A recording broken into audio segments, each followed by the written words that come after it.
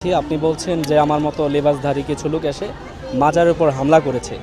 আসলে আমি জানি না হামলা করেছে কিনা। যদি হামলা করে থাকে, হামলাটা দুই ধরনের হামলা হবে। হয়তো মাজারের স্ট্রাকচারের উপরে হামলা করেছে, অন্যথায় ব্যক্তি আক্রোশে হামলা করেছে। দুই ধরনের হতে পারে। এখন আমি বলতে পারতেছি না যে হামলাটা কারা করেছে এবং কোন বিষয়ের উপর হামলা করেছে।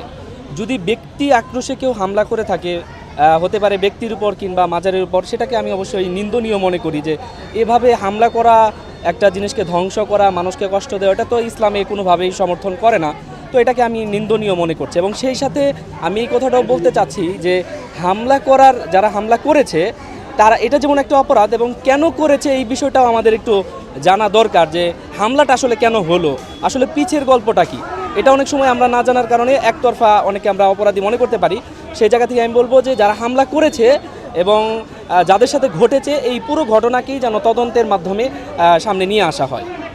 আমরা জানি যে বৃহস্পতিবারে যেই ঘটনাটি ঘটেছে, শুধু মাজারের কিছু জায়গায়ও হাত দিয়েছে এবং কি যারা দর্শনার্থী ছিল, যারা জিয়ারত করার উদ্দেশ্যে আসছে, তাদেরকে মারধর করা হয়েছে বা পাগলদের উপরে মারধর করা হয়েছে। সেটা কি আপনি সোশ্যাল মিডিয়াতে এখন প্রত্যেকটা জায়গায় নিউজ হচ্ছে?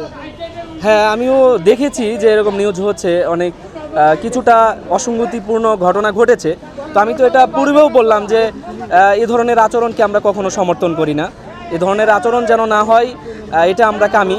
এবং সেই সাথে আমি বলতে চাই যে